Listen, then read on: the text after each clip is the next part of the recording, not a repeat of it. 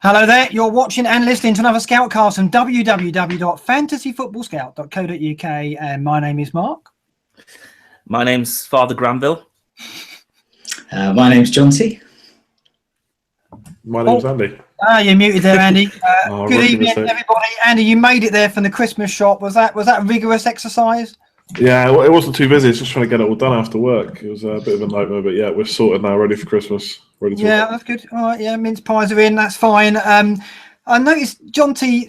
I don't know, out of 10, that's a pretty poor effort there with the cracker hat. That also means you've opened the cracker early as well, which is we went out for a family meal and they had crackers at the restaurant, which was nice. And so I thought, and I saw this really cheap paper hat, and I thought the first thing I thought was Scoutcast. It's got to be on it.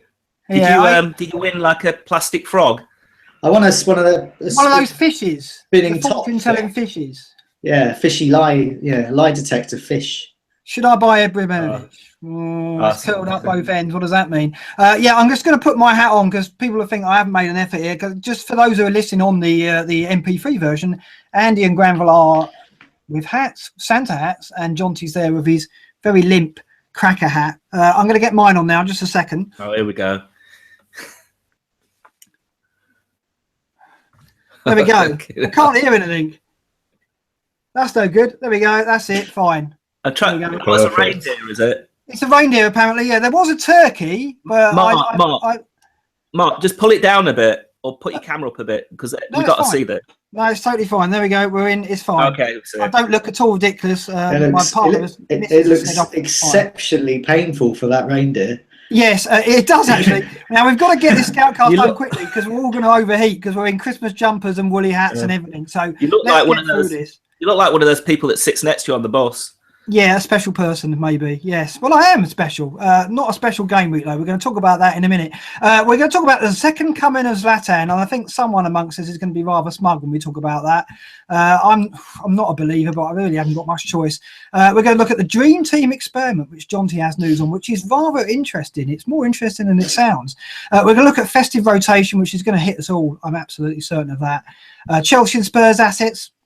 Spurs let us down. We don't want to talk about Harry Kane much, but we're going to have to. And then the secret of success, apparently, John T. Is that right? Are we going to give this away? Do we even know that? I don't know that. I mean, I've been doing a very good job at hiding it, I must admit, for the last 18 game weeks or so. But yes, we're going to try and find out what that secret of success is. Some pearls of wisdom, maybe, perhaps. Let me readjust myself. I need to readjust. Let's talk about our game weeks. Let's start with Granville because you had the best one of the lot. So take us through it, Granville. Go on. All right, you caught me on the hop because I haven't opened my screen yet. Let me tell you, I spent 8 points on 4 transfers.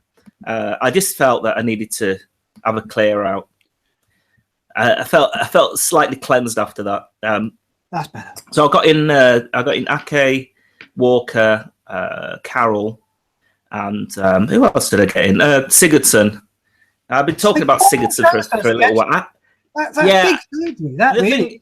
The thing is, I looked at Snodgrass, who was my alternative, and I thought he's not going to do anything. He's not done anything for weeks. He got a lucky penalty last week. It was a bit unfortunate not to get anything, though. I know.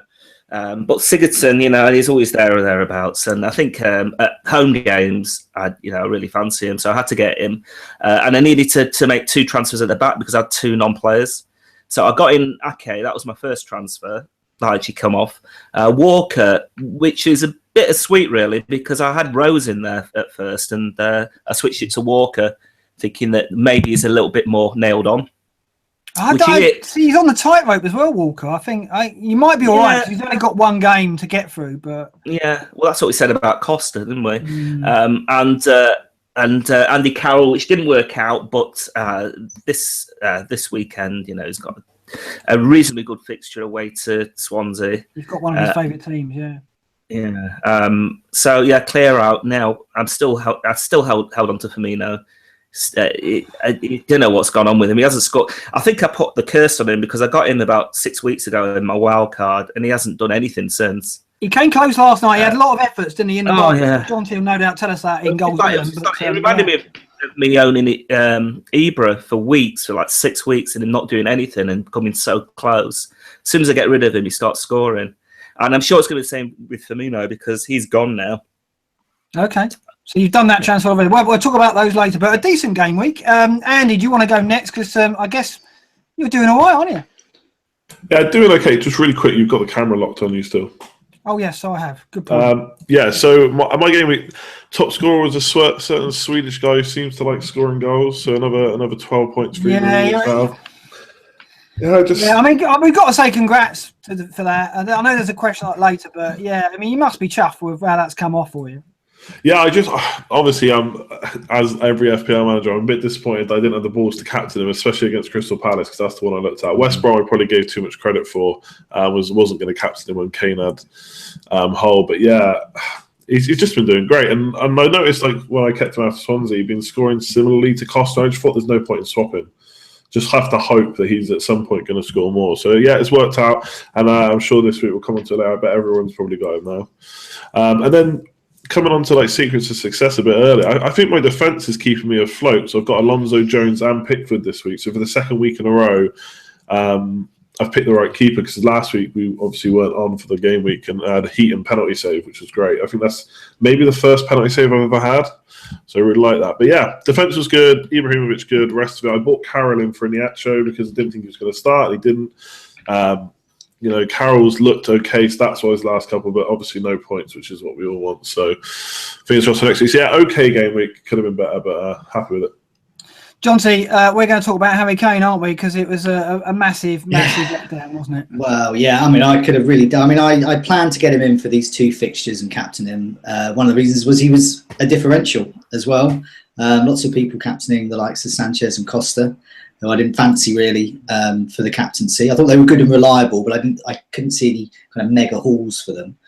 And Kane let us all down. His ownership grew a lot, and yeah, I mean, it's going to be difficult to trust him with the captaincy again, I think. And he's certainly on borrowed time for, I think, a lot of people's teams. And it's sad, really, because, I mean, my team, I look at it and I look at Sanchez, Sigurdsson, Hazard, Costa, Alonso, and Harry Kane. And I come away with 40 points, so a bit below average, really. I didn't take any hits, though, so that was all right. But, I mean, one good move. I did one move. I had 2 free transfers, and I made one to free up a bit of money to get Jordan Pickford in. And he actually got me 8 points. So yeah, you can't go wrong with Pickford. Been saying and we'll come to my transfer and our transfers later in the show. But Jordan Pickford freed up 0.4 million, which came in very handy on Saturday night. Yeah, I think we can safely say what you've done. I got the Kane captaincy as well. I think Walcott got me a goal, which is nice, and he's still ticking over. But 44 points, it was, and for me, Alderweireld didn't turn up, which was a massive blow, because they may well have kept a clean sheet with him in the team because he makes such a difference. I think they've only conceded 1 in 5 at home with him in the side, and they conceded to Burnley. I was very pleased when they conceded, obviously, because it made me feel a little bit better, but it's still pretty upsetting to see Toby not turn up. He's only been in my team a couple of weeks. I got him in along with Kane, thinking that those 2 fixtures would be profitable, and it didn't really work out like that. But never mind, lesson learned. And as we say, we're going to talk about a transfer later on. Those 2 shipped out for me. So hands up, who made the cut first round? Not me, that's for sure. Andy, you did you? You sneaked in, didn't you? You're muted, Andy. Sorry. Yeah, I didn't check, actually. I don't know if I got through. No, you did make it. I had a look. Oh, did I? 1.9 million. You sneaked in. Perfect, yeah. Granville, you made it as well, didn't you? Which competition is this? The FPL Cup. Which one is it? FPL. I must be in because I got. I think I got just about my best score, best average score, 59. Yeah, best rank of the season, I think. Yeah, and it's still only about 300,000. You'll be fine. Well, it gives us a bit of interest in the cup. Then we're never going to win it anyway. But it's a shame going out in the qualifying round. It's bow our heads in. And you won it last season, didn't you? Not with FPL Cup. I didn't. My word. No. That'd be a dream. Okay. No, it's the FFS Cup. I could have done with that. That would have been marvellous. Okay, let's move on. We've got plenty to talk about. Let's talk about Ruff with the smooth. Cheer us up, Jonty, with some tales. I mean, there must be Kane captainers out there amongst the community. Very popular choice, wasn't it? Well, yeah. I mean, I'll go with the Ruffs first. So, yeah, I mean, there was quite a few. Kings of Leon is one of the worst ones, really. He sold Ibrahimovic. He's a player that he's had a while for Kane to captain him against Hull and Burnley. So, he got him for those and let him down badly there, and double whammy for him then. Do you think he's gone and got him back then?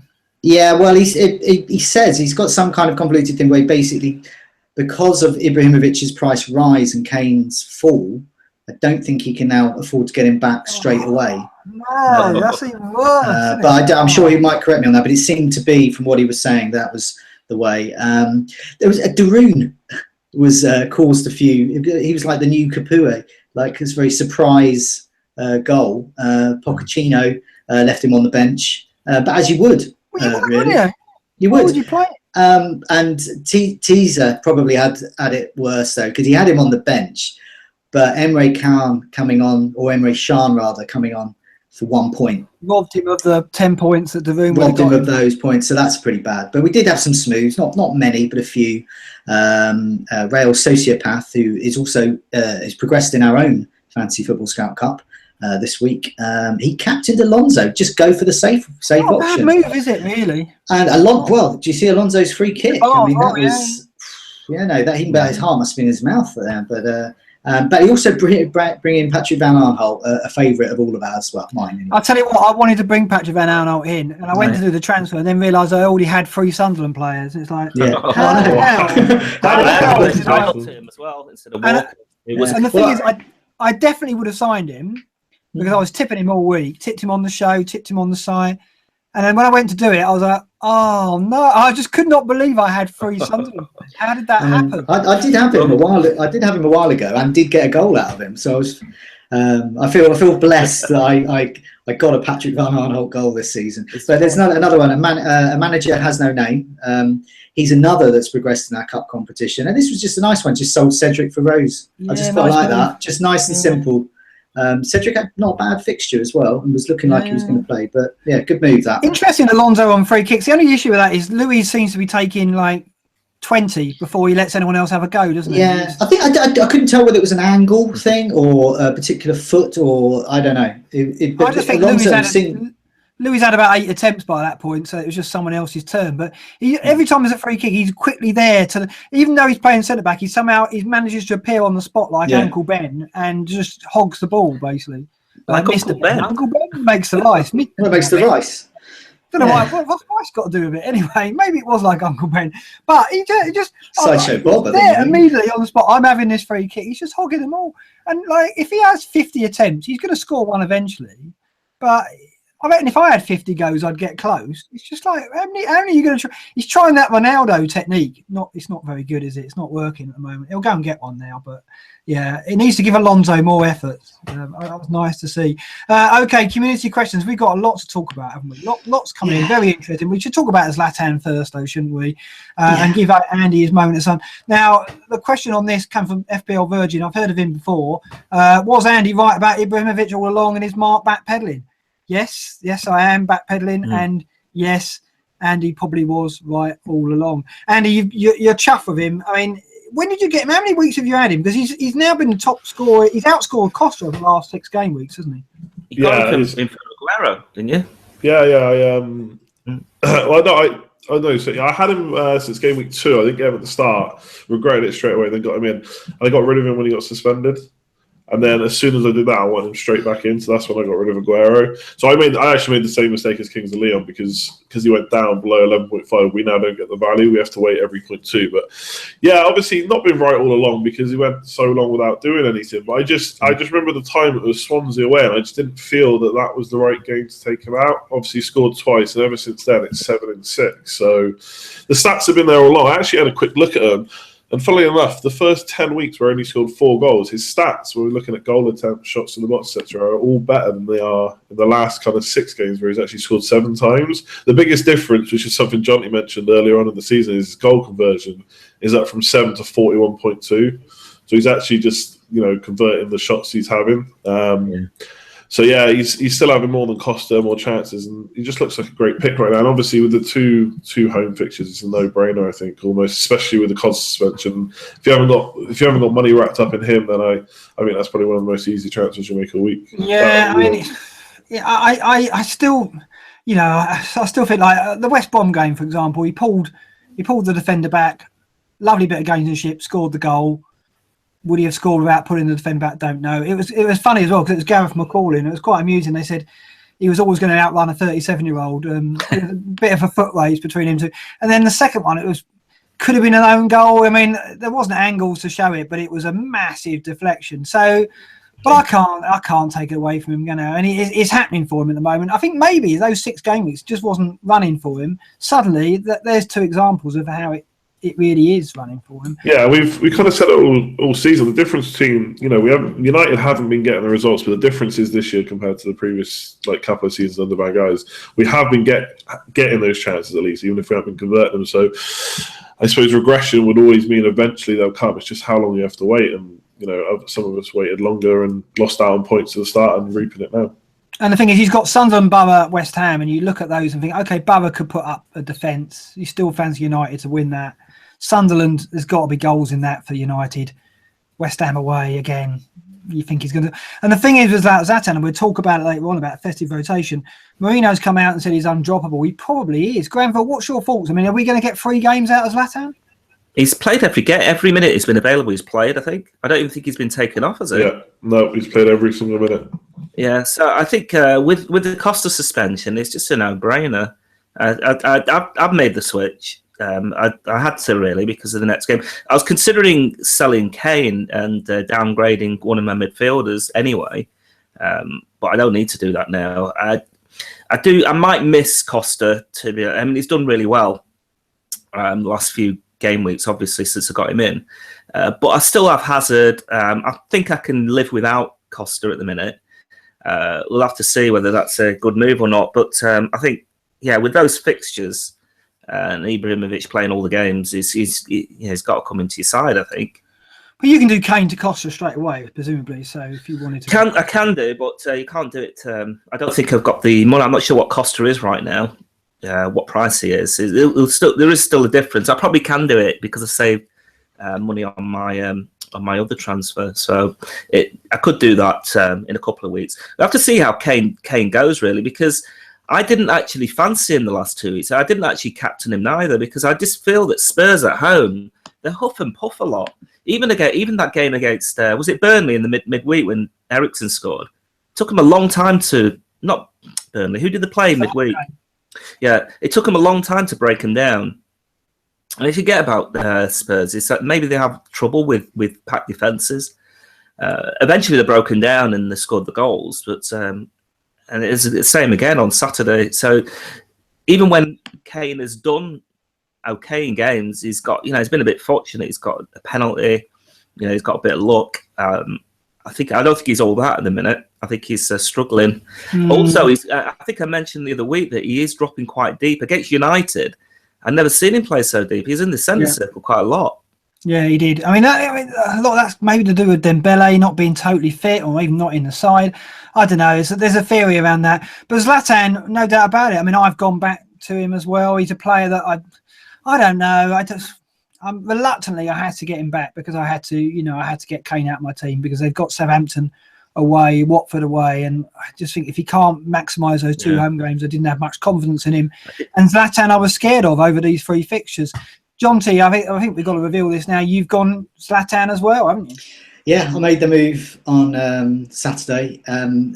There was a variety of reasons. One is that fairly evidently he's in form and he's got a good bunch of fixtures, so those 2 boxes are ticks. But there's a few others who have that as well. But it was more that the Costa got suspended. I had 2 free transfers, which gave me that sense of freedom as well. I think I didn't have to take any hits there. To make the early transfer. So I could make that early transfer, and it was quite an easy one to do. And because I got Jordan Pickford in, I hadn't planned this the week before. I had exactly the right money to just make that switch there and then with nothing in the bank if I did it Saturday night. And there's quite a few made that move because they only had just enough money. So that was quite lucky. And I can do Kane to Costa next week if I want or not. And I just have options ahead of me. And Ibrahimovic does look like a great captaincy pick. He's an awkward price. We did talk about this last week. One of the reasons we weren't so keen on him, he was just that kind of awkward price, really. But he's delivering. I can't see myself. He's not. I wouldn't say season keeper. But for the next few, I'm quite happy to have him. Yeah, and we can ride out his price rises. I mean, that's why I got him in. It's just, well, if Kane probably will go down before the deadline, and Ibrahimovic is going to go up at least. And I missed the first rise, but I think he'll go up another one and get me some money this week and perhaps next as well. It's shorter deadline, so perhaps not. But I just think I was too scared to go without him. So. You lost faith already in Kane. Yeah, I mean, well, you kept me cheap because I said to you, I think with your two cheapy strikers, you lose flexibility.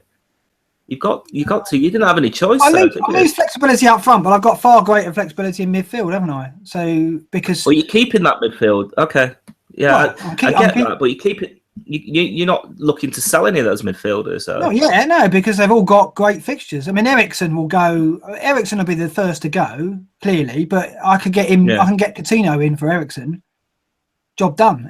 Or anyone. 8-3 to spend in midfield. I could get Lallana or Coutinho, couldn't I? So it's just that if you want to get in Costa next week or Aguero. I don't. You'll struggle. Well, you might. But I'm putting the emphasis on midfield, and that's the way it is. I just think week to week there's more choice in midfield. I think, whereas up front there's probably always a couple of strikers in form, but not 3 or 4. Whereas in midfield there seems to be, like when Coutinho comes back, what are we going to do? Who's going to be able to get him? I can get him straight away really quickly. Whereas people with Costa and Ibrahimovic won't be able to. They're going to have to try and figure out. Well, they'll probably leave it.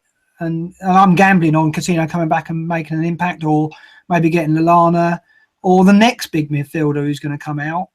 I'll jump on them. Yeah. I just think it could be. There seems to be somebody new in midfield to look at, and whereas up front it's like it's at the moment it's Zlatan, and then it'll be Costa, maybe Aguero when we've given him a game or two to come back. Don't know. I just think the thing is, had Costa not got suspended, would you consider getting him this week? Or are you still ignoring him? Because he's scoring every week. No, I wouldn't. It's just interesting because when Costa and Ibrahimovic and Aguero are all available, you can't say that there's not 2 of those that you'd want really, and Kane, if he's on form. You're going to need 2 of those, I would have thought. No, I don't think I think I'm going to go with one. That's the plan anyway. That could change. We'll talk about that Aguero in a minute. But yeah, I think I'm going to go for one of those. Yeah, I just think as long as I've got one that I can turn to for the captaincy, the power is in the midfield. I can't, I've got Sanchez and Walcott for Arsenal's next 5 fixtures. If you have a look at those 5 fixtures, Sanchez and Walcott could really pay off. When you look at it, Walcott has cost me 7.5, and he's got 8 goals. So Benteke, you can't get rid of Walcott. More than that. Benteke costs 7.7, and he's got 8 goals, but he's only getting 4 points for those goals. Yeah. So Walcott, if you look at Walcott, he's the equivalent of me having Benteke, but earning 2 more points for every goal. So I agree with that. Him and Lallana are great value, and Sigurdsson, I guess, as well. So there is good value to find in midfield. It's just you've only got 5 midfield slots, as you say. Yeah, I don't know how long I'm going to keep it up. I'm quite happy at the moment to going in with 5, and as it's worked out, Costa's out the equation. Aguero, we don't know what we're going to get when he comes back. Is he gonna, but what happens if Aguero gets a hat-trick at home to Burnley?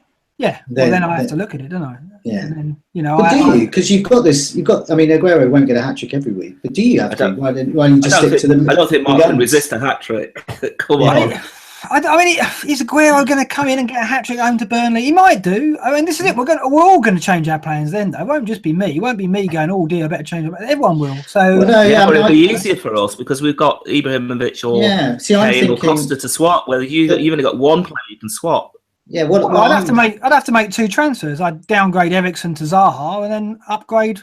Zaha will probably be off to the African. Well, we don't know. That is far from certain. Isn't it? He seemed, but anyway, yes. So he might not be, but yeah, no. I mean, that's why I've kept it flexible. I don't know at this stage. I'm between what Granville and Mark are saying. I've got a Harry Kane shaped hole in my front 3. And I want to. That's either going to be Aguero, or it's going to be Negredo or someone like that. And then I can get Coutinho in and also beef up another midfielder and perhaps go for 5 good midfielders. Yeah, I mean that's a big decision for me in game week 20. But I don't have to make it for a couple of weeks because I don't fancy Aguero at all away to Liverpool. I think Liverpool have tightened up. and it'll be his first game back. I mean, maybe he'll go. That doesn't scream Aguero hat-trick to me, that game. No, there's going to be big decisions to make in a couple of game weeks' time. I think we just got to get through Christmas and see. It's difficult. I just wanted to alert people to, on our website, we have a community article by someone, Bobby F.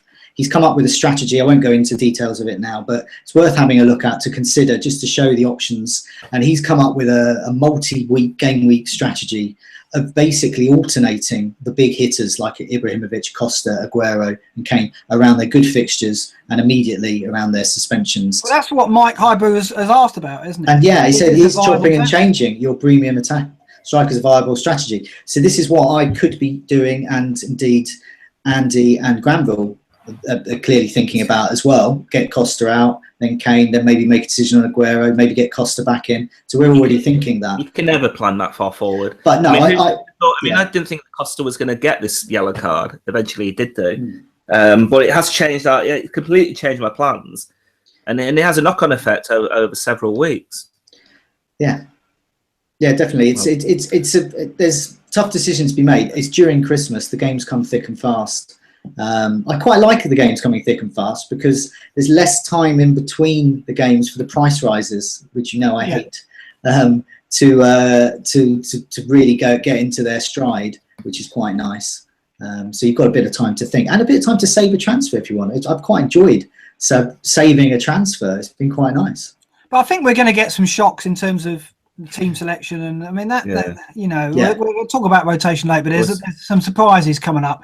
That's for sure. So just make sure you've got a full bench. I think that's always a good tip. Just make sure you've got 15 players who are nailed on. And maybe get rid of Geordie and Matt, which is probably what I'll have to do. So to answer FPL Virgin, I've backpedaled, but I mean that is this season. I think this season is about just not being stubborn and going back. And if you think you've made a mistake, correct it. Don't sit on it because you just get left behind. And I've done that in previous seasons. That's what I've always traditionally. That's the kind of manager I am. I normally invest in a player and stay faithful to him and wait for him to produce. Sometimes that's 5-6 weeks. And I don't think I decided this season I can't do that. I've done it to a little bit, to an extent, with Hazard at the moment. But I just think it's hard to do this season because it's moving, it's so volatile, and chopping and changing your heavy hitters. We've said weeks ago that could be a trend, and I think it still is, and it could be the case with our forwards. We'll have to see when Aguero and Costa come back what people do. It's going to be really, really fascinating. Let's talk about Chelsea then, and Hazard in particular, I guess, Jonty. Well, yeah, we've got quite a few people. FPL Virgin has asked that man again. He's asked about, is Hazard too inconsistent, and should we be looking at perhaps 2 Chelsea defenders? I have a feeling Mark may have possibly gone down that route already. And JS27 basically asked us to rank Chelsea assets in order of importance. So you've got Costa, Hazard, a defender, 2 defenders, and he's noticed that Chelsea are grinding out results at the moment. So perhaps they're not the kind of attacking side that you want to have 20 million pounds tied up in. So I had a little look at points, a couple of things, form and then points per match. So over the season, it's probably how you would expect. Costa's worth more, 6.8 points a match, and Hazard 6.4. Then Alonso is pushing them close, 6.1. And then you factor in that you've got a £4 million saving. Well, Alonso and one of Costa and Hazard definitely makes sense. And as for Azpilicueta, there's with 5.4. But if you look at the last 30 days, completely different story. Costa is actually not... when I was looking at basically comparing Hazard, so if we assume that Costa's a kind of a nice steady Eddie of a kind of a point scorer, so you're looking at maybe getting rid of Hazard. This is going back to that question. Well, Hazard is averaging 3.5 points a match over the last month, and some of those fixtures have been good as well. And Azpilicueta's averaging 6.3.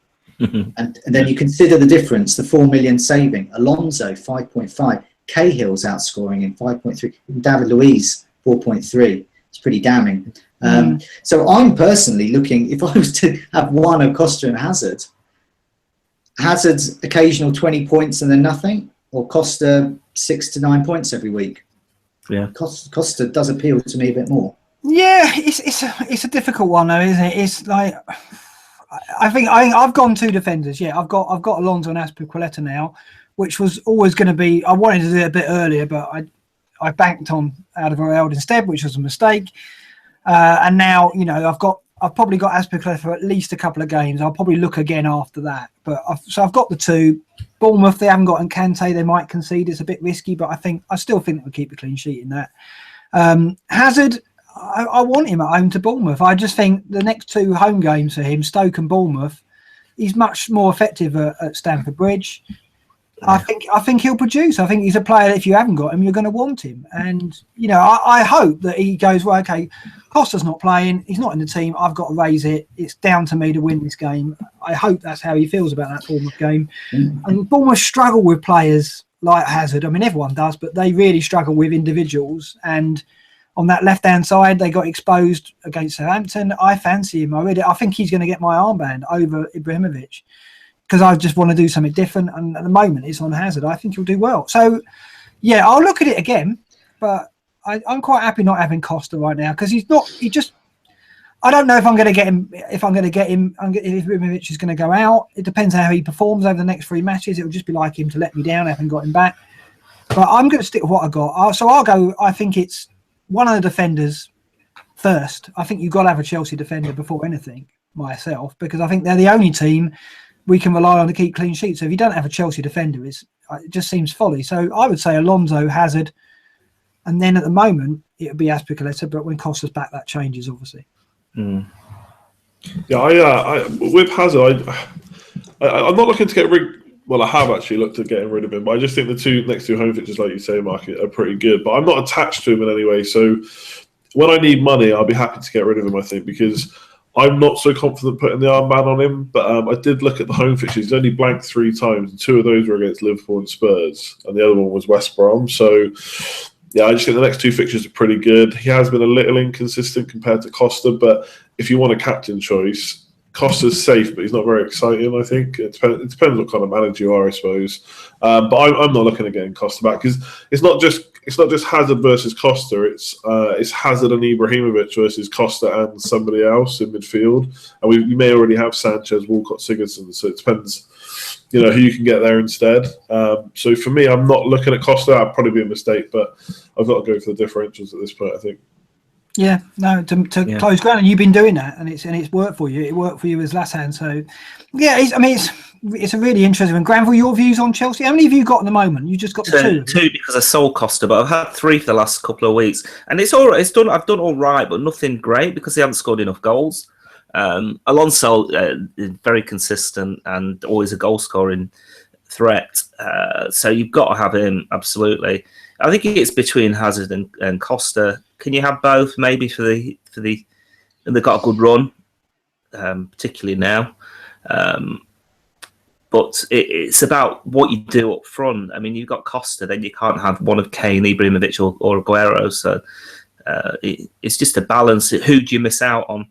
I mean, at the minute, I'm missing out on Sanchez, and he is quite consistent. He hasn't actually done a great deal of damage the last couple of games, but there's always something around the corner, isn't there? And the next 6 fixtures are crazy. I know. I mean, I've got Walcott, and Walcott is returning points. He's covering Sanchez. He is covered. Well, he has the last 3 games. He's covered Sanchez, but at the same time, if other people have got Sanchez and Walcott, then I am concerned. But if I get Sanchez, then who do I sell? I mean, I'd have to sell Hazard, I guess. Looking at my team value isn't good enough really to have Kane, Ibrahimovic, Hazard, and then another big hitter.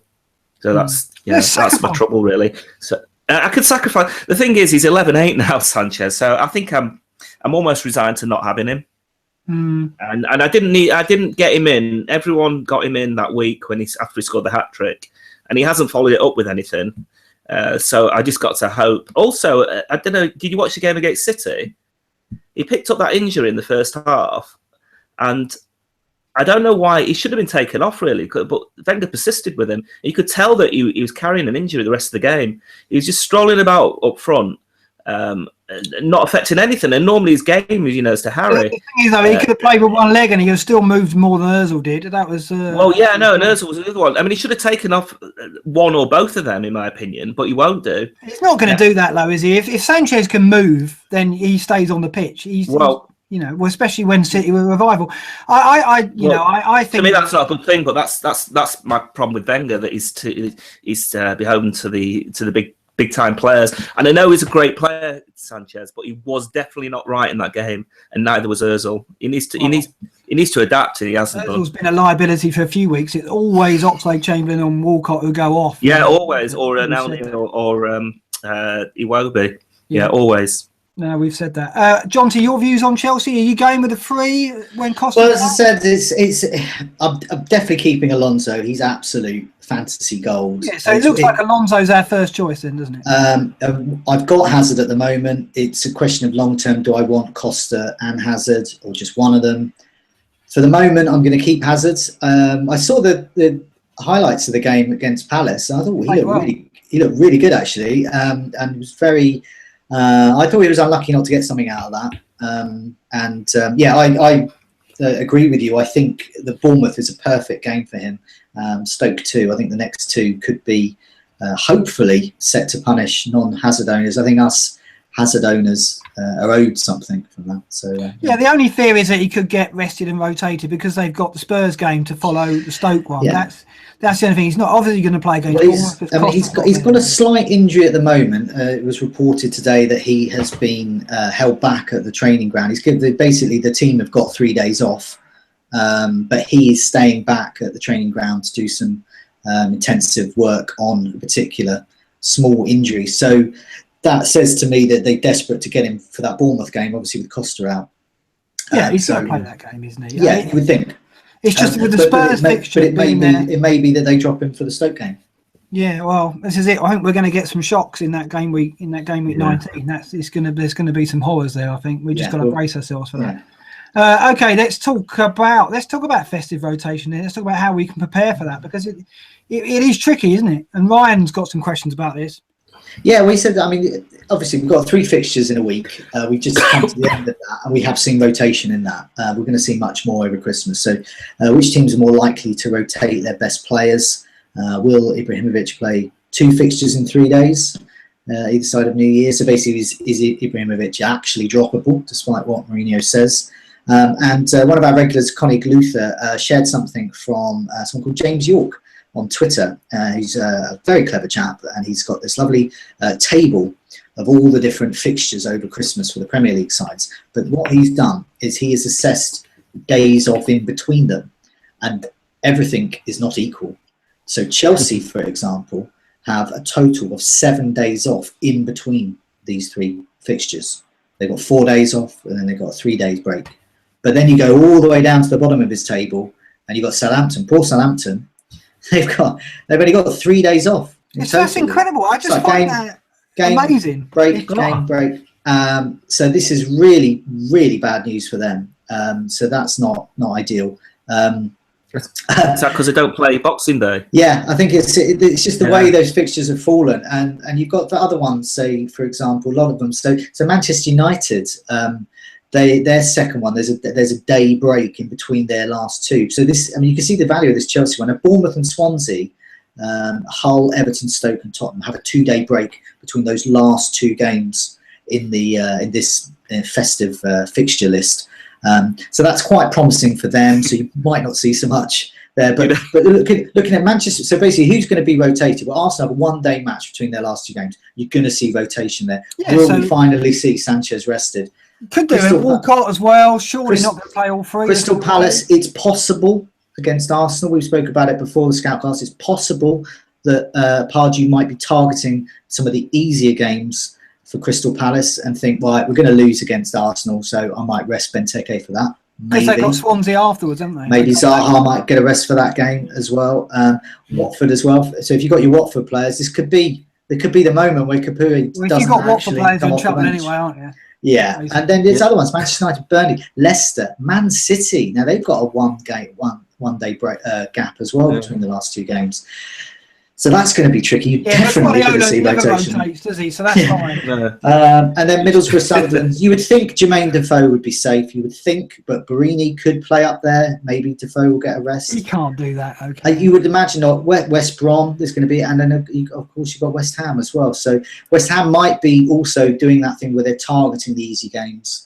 And maybe think. But I mean, Chelsea's interesting. We were talking about Hazard and Costa, and we're thinking, will Hazard get a rest? Well, they've got 3 days. I don't think they're 3 days rest. You know what? Yeah, should be really mischievous and send this to Mourinho and Klopp because I'm sure they're well aware of it. I'm sure they are, but Klopp's already had a moan about his own schedule. But when you look at Chelsea, I mean, it's just like it's every help we can get right now. It looks quite unfair, doesn't it? It really does, yeah. It is. I mean, yeah, and I'm sure Mourinho. If Mourinho was playing Chelsea during that period, then he'd be livid. But he's not. But yeah, I mean, look out for the press conferences. That's going to get a mention. So yeah, in terms of that rotation, those ones. I mean, from my experience, I mean, you'll know, following from a fantasy perspective the fixture list, I do find that the weaker teams, who if they have one tough game in the midst of the 3. They tend to do the resting for that tough game. I seem to remember Hull doing that against Manchester United. They thought, they played a completely different team, didn't they? They got fined for it even. And I think you're going to see a lot of that. You're going to see the youngsters out. We're going to lose anyway. And then, so Crystal Palace, that very well could happen there. The thing is, I just don't think Pardew's in a position to do that. I mean, they could go to Arsenal and lose 1-0, then he'd get absolutely destroyed, wouldn't he? Imagine that if they didn't get, if they were in the game and they didn't play Benteke, very big decision. There's logic in not doing it. I think he's all right. If they had Connor Wickham fit, might be, but I don't know. I can see Zaha getting a rest, perhaps one of those games. Maybe. Because I would argue that Zaha's actually more integral to Crystal Palace's play. I mean, you look at the amount of assists he's got. If he does go to the African Cup of Nations, it coincides with a great run of fixtures for Palace. I've got Benteke at the moment. I'm actually looking at that and thinking, do I want Benteke? Because who's going to assist him? Because I'm not convinced that Townsend and my mate Jason Hutchinson will. But who would be assisting Benteke? I mean, it's not cut right. Where is it? So I think he'll stay behind. I think he'll be all right. This is kind of like the problem though with like all this rotation. You can just overthink it so much. I think I'm almost like covering my eyes and just going to see how it goes because you change one person you think might get rotated, then the next person is just going to get rotated as well. I think most of the players are probably under, apart from Chelsea, like you say, they've got a big gap, are probably under a similar amount of chance to get rotated. I mean, the ones that stick out for me would be, and I thought this for Hull and Burnley, so I've already got it wrong, is the Spurs fullbacks. I'd be surprised if they don't get a rest somewhere. It just depends which game, I suppose, at the big hitters. But yeah, I always just want to close my eyes and hope for the best. And if we got people like Kapui, Halabas, and Amat on the bench, their first teamers, if they don't play as well, then that's just unlucky. I think the key message is, yes, there will be a rotation. Get your bench in order. I mean, something that Granville did with his kind of mini wild card really just now was getting rid of some of those that aren't going to be able to play and getting some. Oh, we've lost Jonty there midstream. We lost Jonty. Yeah. Well, he wasn't saying anything interesting anyway. He was just about to roll out goals imminent, I expect, as well. Oh yeah. Do you want me to load it up? Get it ready. That's yes. the old Somerset internet connection trouble again. There it is. Never mind. Anyway, that's what happens when you live in the sticks. Yeah, absolutely. Should we move on then? He was talking about that. Well, let's move on to talk about Spurs then.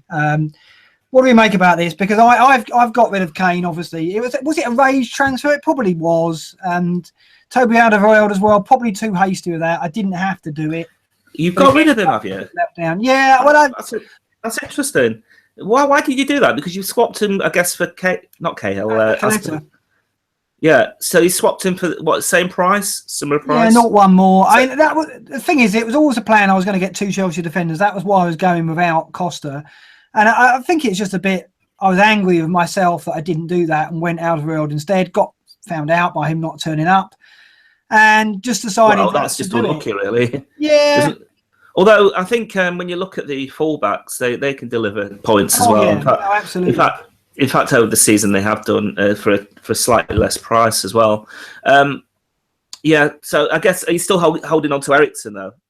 At the moment, only because I have to. That's your Spurs cover. Yeah, I mean, the things I looked at the fixtures, and Spurs have got Southampton away, Watford away. I think the Watford fixture's okay, but we're going to see possibly rotation in that game. Southampton away looks tough because the Southampton defence at the moment is just so rock solid. I just don't see many. They don't really attack, do they, very much? I think that's the trouble with Southampton. Spurs will do well, I think, against Watford. I think they'll score a few goals. Yeah, but it's just I don't know what kind of team he's going to put out in that game because it's before the Chelsea game. So that's such a massive game for Spurs that you've got to think that we could see Walker and Rose will be rested, I think. But they haven't got the look. Maybe both. Maybe one of the fullbacks will be, but I don't think they've got the luxury of saying, well, we will take a risk with this game because they have dropped, they dropped off the pace slightly. They're in danger of being passed by United. That's how, that's how the last few weeks they have dropped some points. They just don't impress. The thing is, I thought Spurs were going to be right up there. I thought they were going to be challenging for the league. I thought, with Leicester, having a great season, I didn't think they were going to follow it up, but I thought Spurs looked really good last season and they'd carry on this season. But I don't know. I think it's at home where they struggle. They struggle to break down teams. I don't know what it is. Maybe it's because Kane isn't really firing quite as much, and they've had a few injuries in midfield. And even with Eriksen, he's only just caught fire just recently. I'm just not sure what to make of them at the minute. But I think that the players at the back, particularly the fullbacks, are pretty good value. I mean, Rose and Walker is where it's at. And I think once we're through the festive spell, those are two players, particularly Rose because he's cheaper and he's more of a differential. It's like 6% ownership. We've got to look at Rose, and that's one of the. I'm maybe going to go Azpilicueta back to Rose. The only trouble I say with Rose is that he is more rotatable, I think, because of Ben Davies, and he has missed. I think 3 games already this season where he's been rotated. I think the gap between Rose and Davies is quite big, and Rose, I think, is becoming more integral to the play. I just think he's more important, and he's top at goal attempts. He's level with Van Aanholt and Alonso, which is new for Rose. He was always got a goal in him, but now he's actually firing in more attempts. I just think he's very interesting, and it's that ownership as well, and he's cheaper. So for me, that's where I'll be looking at in the new year. But these 2 fixtures plus Chelsea, I'm going to leave alone for now. But yeah, to answer Karan, I think there are better teams with better fixtures. He says, is it time to shift Tottenham assets? United and Arsenal's fixtures are better. Yeah, it is. But I think we'll be going back in the new year. Maybe not to Kane. Maybe we'll be getting rid of Eriksen. But I think the fullbacks are definitely where it's at. John T, welcome back. We were talking about Spurs. Power cut in the Somerset. I don't know what that was. It just went. Someone turned on the combine harvester. Someone turned on that. Yeah. The internet gods knew that goals imminent was imminent and thought they'd cut you off quickly. So I missed Spurs. I missed a bit of Spurs. Yeah, we're talking about Spurs. So what's your view on Spurs? We were talking about. I don't think over these 3 fixtures we're going to look at them because they're Southampton, Watford, Chelsea. But after that, Rose and Walker, surely. Yeah, I mean, I'd be looking at those. So I think they're so consistent now, and they offer value. They're scoring, they're assisting. Eriksen can blow hot. I've got enough players that are explosive and then do nothing for 10 weeks. I don't need another one. And Kane, well, he's lost mine. He's on the naughty list, Kane. He's on the naughty list. He's on Santa's naughty list, and he's on my naughty list. I don't know which is worse for him. Probably Santa's. But so have you had a drink? Is that where you went? Did you go away to have a little sip of something, John? Little tipple to calm yourself down a bit. I did, yeah. I think it's a little bit raised though. I mean, Kane can punish us. Like I admit it was a raised transfer to just get him out straight away, and he's a quality player. But it just, I don't know. You've got to trust him, isn't it now? Yeah, I haven't done it yet. I haven't raised transfer out, but I'm also considering getting rid of him this week to free up some cash. And just like you said, the fixtures just aren't great.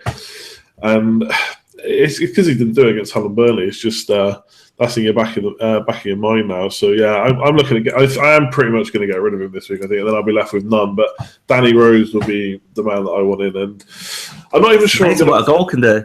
No, I love Danny Rose. When everyone had Alderweireld last year, I had Danny Rose at like 0.1% ownership or something, and Pochettino on the site today put up his thing and just said ignore stuff like rotation. It's just gonna, if he does get rotated, it's one match and then he's back playing again. Was on our site. Yeah, he loves it. He said. I think he's right. I think he's right. I think Rose, the upside of Rose is strong. He's 5'9" at the moment, 6% owned, top of the goal attempts for defenders. I think my transfer could well be Azpilicueta to Rose in a few weeks' time. when the fixtures are right. I think he's a good player to have. If I'm going to carry on this policy of having 2 strikers, because I've got to find differentials, and Rose could be really effective, I think. So that's where it's at for Spurs, I think. I think that's fair enough. John T, we're going to talk about the secret of success, apparently. We're not really 4 wise men to talk about this, but how does this come up? Well, I put up a hot topic over the weekend about this because there's a variety of strategies that people use, and more often than not, they use a combination of them to try and get success. Form, fixtures, this season, patience or acting swiftly have become 2 other strategies. So which one? I've tried them all. Which one are you trying? Which one have you tried this season? That's the one I need to stay away from. Well, all of them. See, this is the problem I found, and what I found in the hot topic was everyone had a tale of success for. Oh, I took loads of hits and that really worked. Oh, I took loads of hits and that didn't work. Oh, I was really patient, that worked. Oh, I wasn't really. It just goes on like that. It's very difficult to find out. Basically, when it comes down to it, it's nailing the right strategy at the right time. And this season, it's very, very difficult because you haven't got cheap players performing week in, week out, and you have to make these big moves very quickly in the transfer market. So it's quite tricky. But obviously, we are, there's X number of players playing, and there's people at the top. So there are people who are nailing it, obviously. One thing I did just before we came on, I had a look at our ranks, but more in terms of how we've moved.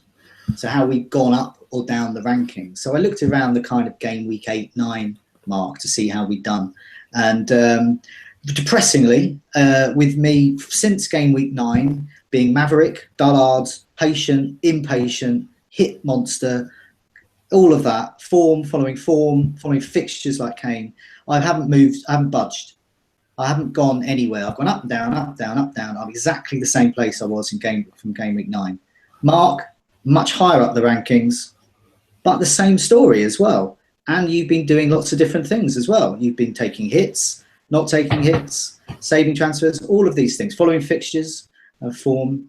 Granville's fallen quite dramatically by 400,000 in the rankings.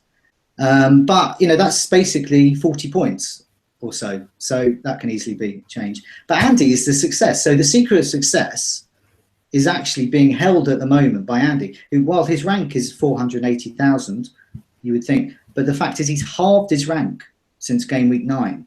And I'm measuring success at the moment in terms of how you can move up the rankings, how you can move up your mini leagues, not stagnating. So that's success at the moment. So Andy, what's the secret of success? Yeah, what have you been doing? I mean, what do you think you've been doing right in the last 5 or 6 weeks? So one of the things I look back at the game, which just see. So one thing I definitely haven't been doing is nailing captains. Out of the last 9 weeks, I've only got more than 10 points 3 times. Most of them. Okay, so it's not the army. What have you been doing? So I think defenses. I looked a few weeks ago. I got a spreadsheet out and I looked at fixtures for the next 5 or 6 weeks and which players I wanted in. And so out of the last 9 weeks, including goalkeeper, I always play 3 at the back. So there's 36 potential clean sheets. So if you include goals in that, I've had 23 clean sheets or goals. So when Alonso scored, I got a clean sheet. I counted that as 2. So 23 out of 36, I think, is quite high. I've had Alonso. I bought another thing I've done is also take hits to set up for the long term. So I bought Alonso in for a hit. He got a clean sheet and a goal the first game. Holebas has scored for me. Lovren did well. I bought in Brunt, who I've played 4 times, got 7, 14, 10, and 0. So 31 points in 4 games, and I benched him for 2 and 1. Other than that, I've just been looking, because there's, like you said, there's no Mahrez this year or Ali at a cheap price. I've been trying to, and because I haven't caught the early price ones, I'm looking at value. So obviously in the end it didn't matter, but I took out Aguero for Ibra because it meant I can have Sigurdsson instead of a 5 million midfielder. This week I'm looking at taking out Kane for a hit for Benteke, which obviously doesn't sound great. That allows me to have Walcott instead of Emre Can, who may or may not play. So, yeah, getting rid of Kane for Benteke on its own is not a good move, probably. Well, it might be. The fixtures are good, but getting Walcott instead of Chan is... Does that mean Walcott's going to be your fourth or fifth midfielder? Fourth. Right, who's your 5th midfielder then? It will be Chan. I'll probably demote Chan to 5th mid and get rid of Kapui.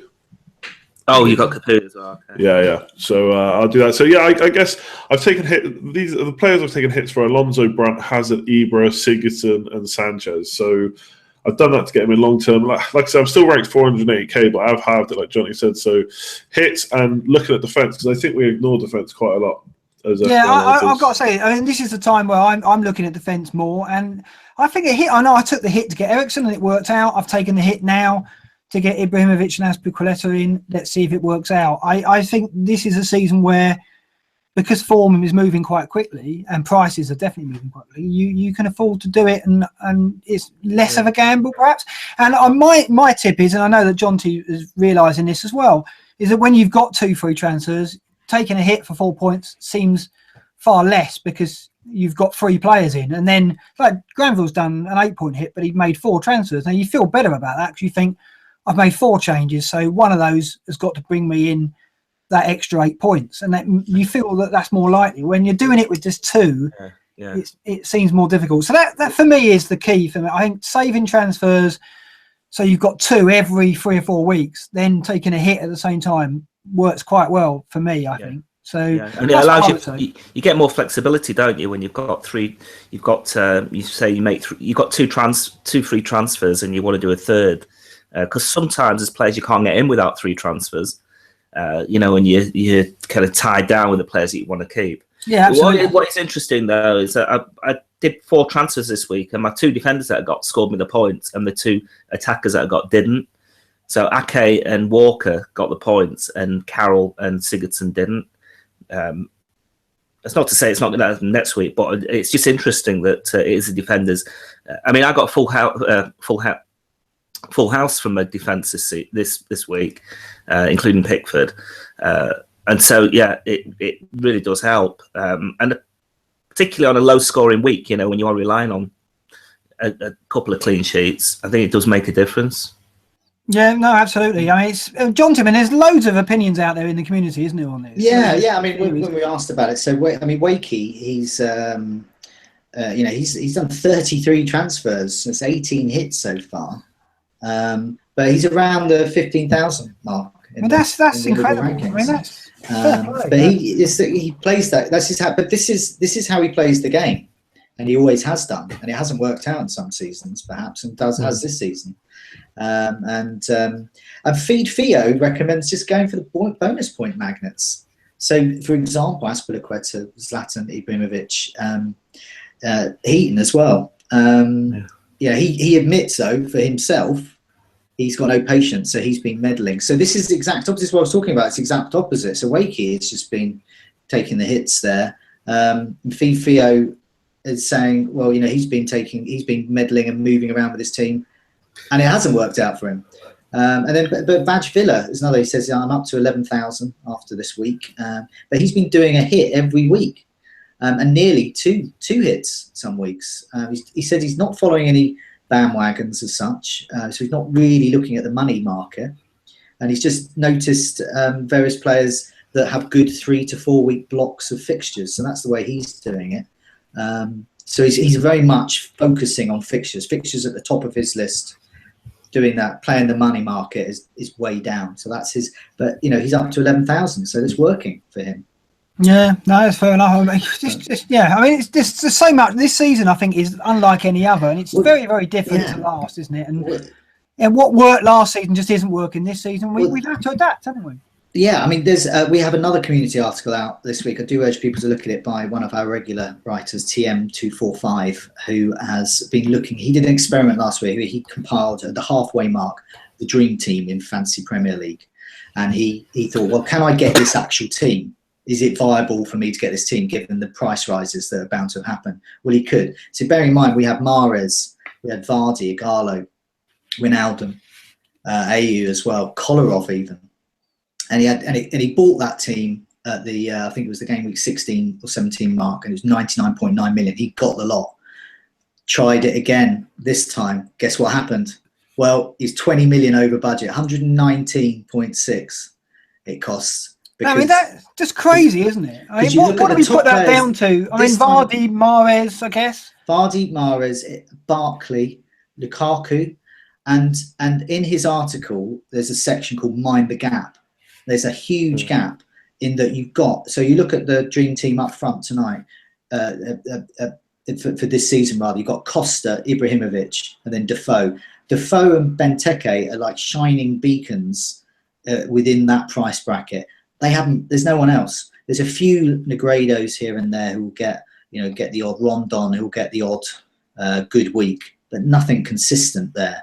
And so there's a real lack of certain pricing. So Giroud's not playing. One of the factors is the Premier League's changing. So Liverpool, who are their strikers? Well, they've had Origi occasionally, but basically their strikers are midfielders. Yeah, and Arsenal as well. Arsenal as well. Man City, well, they've been playing with De Bruyne for up front the last game. Sterling as well is playing. Nolito. These are all midfielders. It's just completely changed. Completely different season. Changed because of the way that many Premier League sides are fielding midfielders as strikers. And also those price changes are completely different. There just aren't those level of bargains. There is no, look at this 5.5 million midfielder who's performing like a 10 million. They're not. The 10 million players are performing like 10 million players, and you've got to pay for it. We said it, didn't we? But it didn't look like anyone was going to emerge. And we've had people flirt with it. Obviously, people like Joe Allen, Emre Can, I guess Zaha has as well, Phillips. But they're never going to achieve a level that we saw last season with Mahrez. It was never going to happen. It definitely has sat with the big hitters this year, and we've had to spend big to get the big points. And that wasn't the case last time out. It definitely is this time. And similarly, we haven't had a striker like Vardy or Kane the year before that. Normally, there's a 6 million striker that just manages to get 15 to 20 goals. It's not happened, does it? Harry Kane 2 years ago. Yeah, Andy Carroll a while back. Remember that? It doesn't seem to be there. It doesn't seem like there's anyone. You can't look at anyone now and go, it's going to happen. Maybe January will bring somebody in, maybe, but we'll have to see. But it looks like we're going to have this throughout the season, and it's made the dynamic of the season very different. And I've enjoyed it, to be fair. So, but that really does reveal the difference between this season and last. And it's it feels like a completely different game. There's no teams who have really kind of overperformed. Maybe West Brom,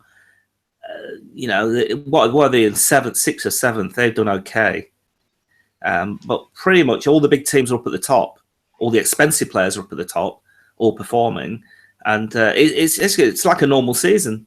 Yeah, I mean, everyone said, didn't they? Look, Leicester will set an example to teams, and we might see now, mid-table teams break out and threaten the top six. It hasn't happened, does it? It really hasn't. Southampton, I remember. Last season they were doing really well. I mean, this season, mid-table, they're doing okay. But you look at it and think Southampton, West Ham, Everton are the teams you think could done it, but just not happened. No, Payet's been a letdown as well. Yeah, it's very, very strange, but I think we've had to adapt, and it's been good. It's been good for it. It's been enjoyable, but we'll see how the second half goes. Whether January changes that with the transfer window, we'll have to see. Let's do the game week preview. Let's look at the Boxing Day fixtures. It's game week 18 already. My word, yeah. Let's do it, John T. Clean sheets first, shall we? Yeah, I'll go first if you want. I'm going to go for a really, really obvious Manchester United against Sunderland. Do you see that, do you? Yeah, because not necessarily because of Manchester United, but more for Sunderland, because the way Sunderland was set up when they played Liverpool, David Moyes went all out. I don't want to lose this, and he did, because they weren't capable of that. But I can't see Sunderland turning up like a Crystal Palace or like a Bournemouth and say, "Well, hey, come on, lads, let's go for it." He's not going to do that, I don't think. And the bright spark in the Watford game was Januzaj, and he can't play. So they really are down to the bare bones. Probably have to play Kazri. It's just whether they can fluke something with Defoe on the break, maybe. Defoe likes Boxing Day. He scored 6 goals in Boxing Day, top Premier League scorer. But I've got to think I'm not going to get much from him. I'm probably going to have to play him, but I think you're right. I think there's a clean sheet in that. So that's fair enough. Granville, your clean sheet? I'm just going to go for the really, really, really obvious. I don't need to. Who do you think it is? Yeah, it's got to be. Do you not worry about Kante being missing? I'm looking. Who? Sorry. Well, Kante suspended. Do you not think the shields are down if that's the case? No, I think that they can bring in. Will Fabregas play? Yeah, Matic and Fabregas will play. Yeah. Yeah. No, I still think they're solid. I don't think Bournemouth are offering that much away from home. Where are the other options? I mean, City aren't going to get one. Spurs away to Southampton there's a chance. I don't know. You pick out one because I can't see anything else where Liverpool, I guess, at Stoke. I mean, at home to Stoke. I mean, they've somehow started to. I mean, the stats have always said they're going to be. They should be keeping more clean sheets, and now they are. So I think I'll maybe go with that one. You know, Stoke have got no Arnautovic, and he's a big creative force. And they got one at Arsenal, but that was a penalty. So yeah. I think I'll maybe go Liverpool-Stoke for mine. Andy, what about yourself? Yeah, I think in the spirit of looking at the fixtures, Arsenal have got a pretty good run coming up, and I know they haven't kept any clean sheets yet, or 3, so I think it's 8. 1 in 9, isn't it? Yeah, it's like 8 without one, I think. But yeah, Arsenal against West Brom. I don't think West Brom are doing well in attack at home. I don't think they're such the same beast away from home. And I think Arsenal can pick it up, and I'm looking at Bellerin potentially. Blimey, you're going to spend on Bellerin? You really are going for the defence. Yeah, potentially. I don't know if I've got enough transfers this week. We'll come on to that in a sec. But yeah, I'm looking at him, if not this week, then next week maybe. Okay. Jonty, fancy on the risks? Your go? Well, you just mentioned him. Fabregas. I think he'll play. I think he's got a great fixture. And I think he's actually in form whenever he has been playing. I think he's been doing okay. He will miss Costa, but I think, not the obvious Chelsea differential, but I think he could be a good one this week. Yeah, no, I think it's a good one. He's going to play in that game, and when he's played, he's got returns in the last 3. So I think that's fair enough. Granville, have you got one up your sleeve? I have got one, and only because they haven't scored in the last 3 games, Hull, but they're playing City, and I just fancy them to score. I think City are just you know what they're like at the minute. They find a way to concede, don't they? They're just so complacent. Have you got rid of Stones now? Has he gone? Yeah, finally gone. Yeah. And so I do. So I guess Diamandi is Diamandi. Did he come on? He came on, yeah. So I don't know whether they're going to rotate Mbakani and Diamandi. Maybe Diamandi will start. Mbakani doesn't score and go. I mean, I think Diamandi is probably a better goal scorer. Neither of them are any good, really. But no, Diamandi is mine. No, fair enough. And Andy, your risk? I won't take the obvious Chelsea one. Can you believe it or not? I've actually got a whole player lined up as well. I've just looked at the last 2 weeks for midfielders and seen he's second for shots on the box behind Firmino and Mane, and that's Jake Livermore. Oh, yeah. So Jake Livermore. He scored a good goal actually. If that one comes in for you, blimey, that'll be. Well, I thought Batshuayi is just like so obvious this week. I'll look elsewhere. Jake Livermore. I think that's good. I mentioned Jake Livermore to Mark last week when we were doing our FanDuel picks because I noticed him in the goals imminent table and I had him in my FanDuel, so I didn't deliver against West Ham. You get that in, didn't you? But Jake Livermore, I think, yeah. Well, Maguire as well. He was top of the goal threat for Hull City. Well. A giant of a man at set pieces. He'll trouble City, I think. So we're all backing goals for Hull against Man City. I'm going to go Sturridge because I would love him to do it and then mix it up a bit. Wouldn't it be great to have Sturridge flirting with our forward line for a while? Came on at Everton, looked lively. I don't think he'll get the start. I think he'll get a start, but I just think Liverpool are going to get a couple against Stoke. So I go Sturridge. What do we think? I mean, has Sturridge ruined Origi for us now? Do we think that? Yeah, I don't think Origi's looked particularly good, to be fair. And I mean, Sturridge it was a bit of a scuff shot, to be fair, which hit the post and Mane followed up. You notice how Mane, I mean, he was the quickest one to react for that goal. Williams should really have cleared it. He's another one, isn't he? One of the reasons I've got 5 midfielders. Another one that he's more or less forward, isn't he? Basically, none of us, I don't think, have had him. Have any of us had him this season? No, and he seems to be the obvious one. The one. I mean, he's third in the midfield chart. So he hasn't been the obvious one really, though, because we fancied Firmino, then Coutinho came to the fore, then the Lana's had a go. I mean, Mane's always been there or thereabouts, but he's just been consistent. I think maybe because he's played more minutes. Yeah, he's played more minutes. But I think Sturridge. I think actually Sturridge will get a start this week against Stoke. I do. Right. Well, we'll see. So it's definitely worth going for. Okay, let's talk about transfers and captains. Straight away, I'll put it out there. So Azpilicueta's come in for me. So I've got rid of Stones, I've got rid of Alderweireld, and I've got rid of Kane. And in came Chambers at the back because I wanted the Borough player for their fixtures in the new year, which are very strong. They got 3 very strong home games in 4 after these 2 away games. So I got Chambers in. They got Burnley this week, so I'm probably going to play him at Burnley. I wanted to get Friend, but he's not certain of his start yet. I might well make that trade eventually. Azpilicueta's come in, and then Zlatan up front. So I'm playing the 2 Chelsea, and I'll be playing Zlatan and Defoe. Don't fancy that. Captain, it's out of Hazard and Zlatan, really. I want to go Hazard. I don't know if I'm going to have the balls to do it, but I want to. I think he's going to be a big player this week against Bournemouth, but we'll see. John, to yourself. Well, yeah, I've got Ibrahimovic in. I think I'm going to captain him. I think it's a good fixture, and yeah, it seems that's the Dullard move, John T. Yeah, reverting to type there. I was talking to. I got an email from one of our regulars, Philman, who's been emailing rather kindly, all the managers like me who've got a poor rank to tell us where we're going wrong. But it was quite, it's true. It was quite illuminating. And one of the things that he's noticed is that because this season is different, and let's not get away from it, it is different with that. We've already established this £20 million difference between this time and last season. And he was saying basically he's forcing players like myself and Villaronca as well, who like to play that dull game, is forcing us to move out of our comfort zone, and we're not coping very well with that. So I've decided now, I've gone through waves of having a bad rank. I've tried everything. I'm just going to I've done all the things. I'm just going to stick with what I'm used to doing. If it works, it works. If it doesn't work, it doesn't work. But I can stick to that. It's kind of minimal fuss. I mean, I'm sick of looking at the fixtures, trying to get Harry Kane in, and then you get let down by it. Just think, well, I'm just going to do what feels natural, and then what will be at game week 38. Definitely reverting to type, Andy, don't you think?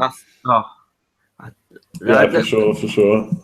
It was so interesting this season as well. I think you'll have a bad week and you'll do the same as you've done. Well, I could have done this season. I could have done this week because I got 40 points and I was quite patient. And I have got Ibrahimovic in. But the thing is, I'm set up slightly differently now than I was a few weeks back. In that I've got Hazard, Sanchez, Ibrahimovic, a Kane-shaped hole of another premium striker, Alonso. I've got nice differentials like Charlie Daniels. Got nice goalkeepers. Don't want to change them. Pickford and Heaton. I'd like to upgrade Shan, but apart from that, I actually don't want to make any move. I mean, why would I get Charlie Daniels out at the moment? Why would I get Alonso out or Hazard or Sanchez? It just, yeah, I mean, it's slightly reverting to type, but it's basically the way the fixtures have fallen and my team has fallen. I'm set up for this period. I can't see the point of getting rid of Sanchez just for the sake of being interesting. No, absolutely. I don't think you get rid of Sanchez at the run they got. Andy, transfers and captain now. Yeah, so like I said earlier, I've got Chan like Jonty as my fourth midfielder, and after saying a few weeks back about getting cheap mids, then not one of them for very long, that's happened. So I'm thinking about demoting him to fifth mid and getting rid of Kapui. So it'll be Kane and Kapui out for Benteke and Walcott, which will give me Sanchez and Walcott in midfield. I just think with their run of fixtures, I've been eyeing up these Boxing Day run for weeks now. And I got it wrong with Walcott. I got him out 3 weeks ago. He scored 2 goals. I don't want to be stubborn about it. He's still a good price. So I'm going to bring him back in, I think. And I have to captain Ibra, don't I? We've done so well for you. You've got to show the faith. I know. That's when you get it in your head that, well, surely he can't keep scoring. And I look at Sanchez and just think we're all now ignoring him, and he's got a good fixture at home to West Brom. And he hasn't even been mentioned as a captain yet out of 3 people. So it's just at home. Maybe we think he's not going to be. Yeah, I guess we're doing better away, hasn't he? Yeah, I'm going to captain Ibrahimovic. It's a done deal, but I think we might regret Sanchez possibly. Okay, and Granville. I got Ibra in for Costa, and I made the funds available by switching Firmino to Lallana. 3rd time I've had Lallana in my side. Yeah, I was going to say you've gone back to him again. Yeah, and it's so annoying though. The last couple of weeks when I had the chance, when I played my wild card a few weeks ago, I had Lallana and he got injured. I don't know if you remember when he was on. He played for England. I think he was injured that week, and that was almost sort of the last straw to play my wild card. It was just like I had to do it then. And I swapped him for Firmino because Firmino was getting the points, and it was really annoying. I could see you you're picking up points on me every single week.